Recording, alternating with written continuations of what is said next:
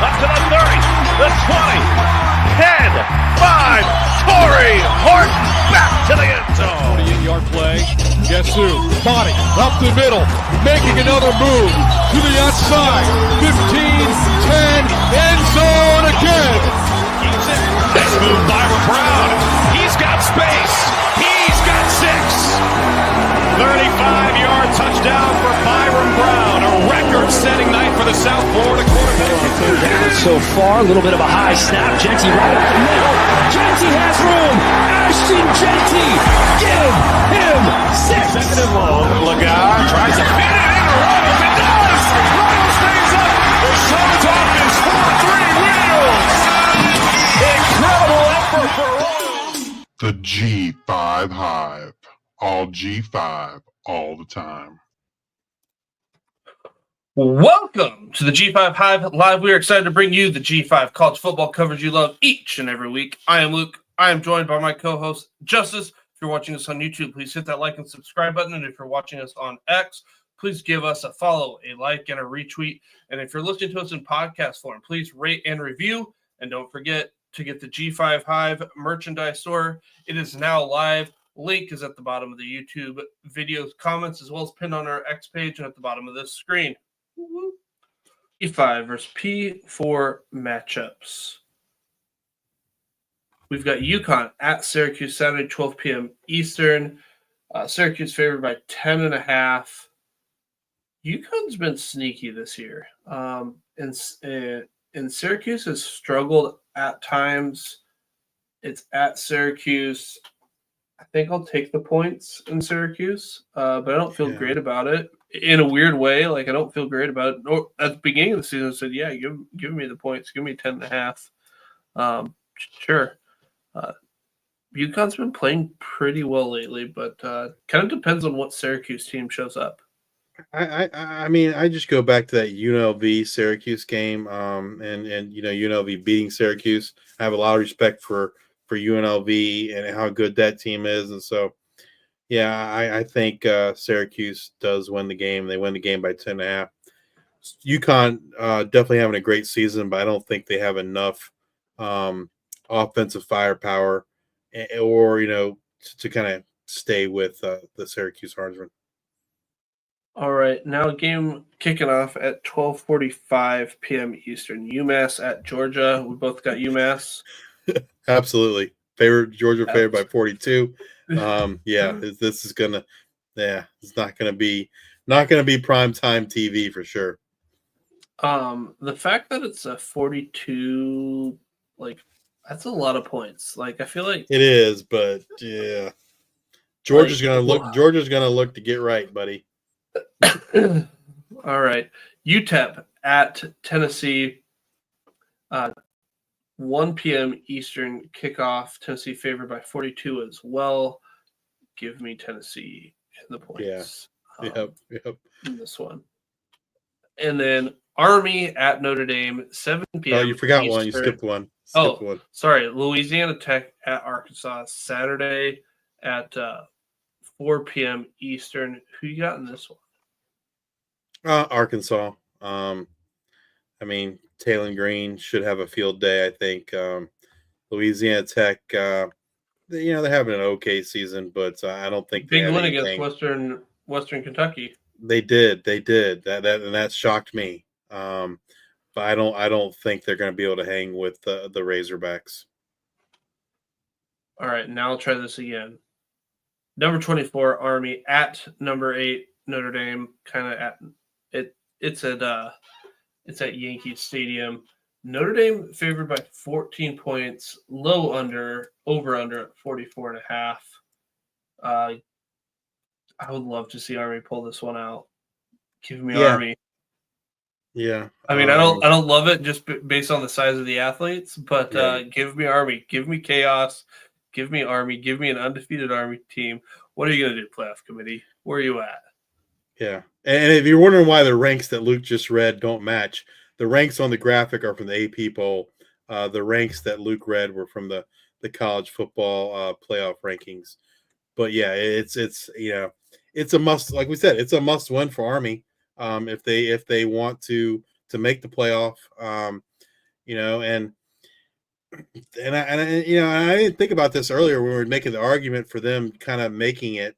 But if they beat Notre Dame and then they beat a ranked Tulane team, yeah, they probably have a pretty strong argument to be the number 4 and to jump the Big 12 champion. But it all starts with this week. Huge opportunity for Army against Notre Dame, and like you said, I'm here for it. I'd love to see the chaos that will ensue if Army does beat Notre Dame. Let's will it into existence. Army beats Notre Dame. If there is I guess one thing I don't like is that Notre Dame's already played Navy, and we saw how they looked against that triple option, and so that it didn't bode well for Navy. But I will say this: Navy kind of shot themselves in the foot that game with too many turnovers, and so. But Navy was able to move the ball for sure. It was the turnovers and the mistakes that kind of crushed Navy in that game. So hopefully Army can avoid that and have a shot to upset the Fighting Irish. All right, now let's move over to our Saturday featured G5 versus G5 matchups. We have Sam Houston at Jacksonville State kicking off Saturday, of course, Saturday, 12 p.m. Eastern. Jacksonville State favored by 6 points. This will be a good one. It depends. I feel like Sam Houston will have they'll be running the ball quite a bit with Hunter Watson. This will be a lot of just be this over unders at 55.5. I feel like taking the under. Sam Houston's defense has been playing real well. Jacksonville State's defense not too shabby themselves, but two teams that I think will just keep the ball on the ground and eat a lot of clock. Yeah, I mean, and this kind of these next two games are going to shape who the next 2 weeks. These 4 teams play each other, and so it's going to shape who is the CUSA champion and who makes the CSUSA conference championship game. But yeah, I agree with you. It's going to be a defensive battle. I feel like Jacksonville State can score more points, Yes. but just how Jacksonville State looked against FIU had me concerned, and Sam Houston's defense is like pretty damn good. So They are. I think I'm gonna lean defensive side of the ball. Give me Sam Houston, but I don't feel great about it. And I'm a big Bearcat fan this year. I lean Jacksonville State, but I think the spread of 6 is a little high. I think the game's closer than that, but I do think Jacksonville State wins it. I'd be more comfortable like a field goal. I think them being at home favors them as well. I don't know that I see them as a 6-point favorite over Sam Houston. All right. Then we've got Western Kentucky at Liberty kicking off at 1:00 Eastern. Western Kentucky's actually favored on the road by a point. Give me Western Kentucky. Yeah. Liberty just hasn't been playing well, looking well. You could say the ball's been bouncing their way lately. Yeah, I mean, I would, the Western Kentucky loss to Louisiana Tech's a little concerning, but over the course of the season, Western Kentucky's looked like a much better team. While Liberty has won, they have not looked good all year. And I agree with you. I think Western Kentucky wins this, and they win it by more than one. All right, Louisiana Monroe against Arkansas State at Arkansas State, 3 p.m. Eastern. Arkansas State favored by a field goal. Give me Louisiana Monroe. They've been losing steam lately, but I just feel like this team, they'll figure it out. I feel like Rayner will probably make a couple of mistakes. UL Monroe runs the ball well. UL Monroe wins. Man, I think it's a tough game for me to pick. I can see it going either way. I think for Louisiana Monroe to have an opportunity, their defense has to return to early season form. If Louisiana Monroe's defense plays like they have the last several weeks, Arkansas State wins the game. But it should be a good one. In the Sun Belt West, Louisiana faltered. I don't think Arkansas State. Well, I mean, Arkansas State has 2 losses, so I guess they still have a shot. But yeah, I don't. I guess gun to my head, I'm going to pick Arkansas State. All right. East Carolina at North Texas, Saturday, 3:30 p.m. Eastern. North Texas trying to find answers on the defensive side of the ball. East Carolina been hot lately, able to find a way to win, ran the ball really well. This has a high over-under at 73.5. I feel like it's actually going to go under. North Texas is favored by 3. I feel like I'm you, Justice. Like, give me East Carolina. Like, they're fun to watch. Give me East Carolina. I don't love it, but it's that defense has just not been great for North Texas. I feel like this is going to be a game of who's got the ball last. Yeah, I agree. Or again the turnover battle, but yeah, I mean, the over under of 73.5. That's high. A lot of scoring. I do think East Carolina's defense is better than North Texas defense. But I also think, if the North Texas passing offense can get figured out, they're probably slightly better. But man, like they've looked rough the last few weeks. And East Carolina, had some hiccups last week. Still got the win. Yeah, I mean, I don't know. Like I think it's trending towards East Carolina winning the game, but nonetheless, I think it should be a good game. You get to see Chandler Morris, DT Sheffield, Damon Ward. Hopefully, we get to see Chase Sewell. I think that could have a big impact on this game. But as they showed last week, there's no shortage of quality receivers there at East Carolina if Chase can't go. Rajai Harris, I expect them to lean on him right in this game. Yep. Kind of limit the kind of give their defense a rest. I expect a lot of Rajai Harris in the game. All right. Marshall at Old Dominion, Saturday, 7:30 p.m. Eastern. Justice, you'll be there in person.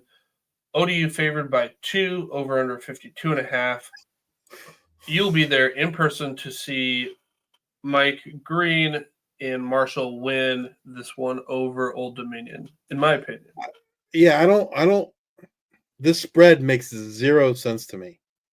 0 sense. Like, to me, Marshall should be favored by 2, not Old Dominion. Just the home field advantage, I guess. It does not make sense to me. If I'm tempted to drive 10 miles down the road in North Carolina just so I can make a bet on this game. But I don't like betting against my teams. I don't like betting for them or against them. But yeah, if I was a betting man, I'd be all over that Marshall line. That just seems absolutely crazy to me that Old Dominion's favored in the game. I think Marshall gotten things turned around, like with Braylon Braxton. They're probably not going to have AJ Turner. The Marshall defense with JJ Roberts, Landon Watson, Mike Green, Jaden Yates.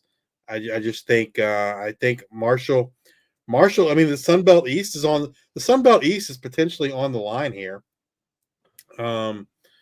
If they were to lose this game, then they come in a 3-way tie if both Georgia Southern and JMU win.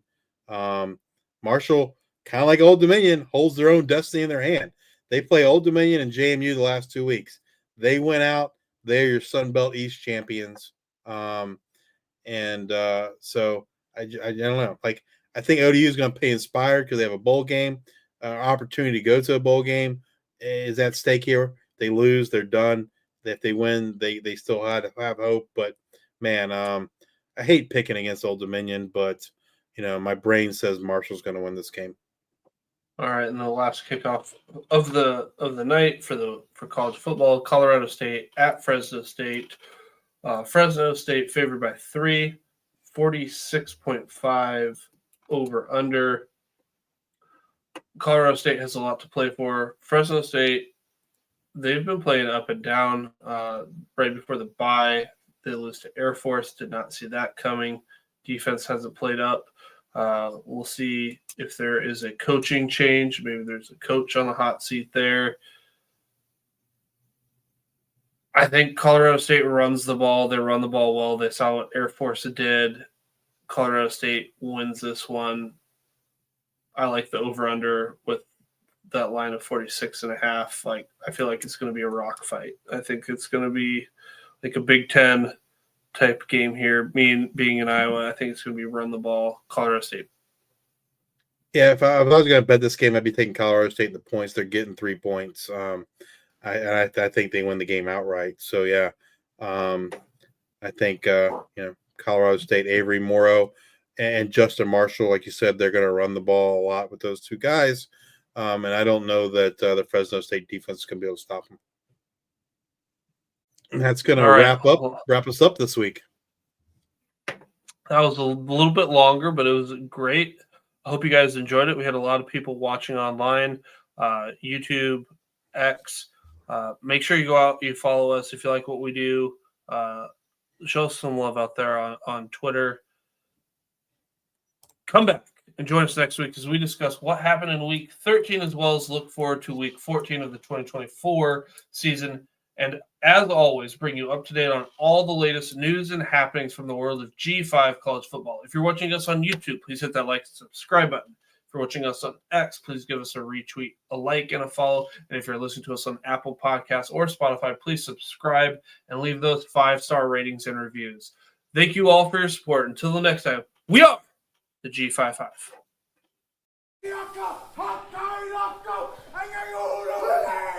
Go!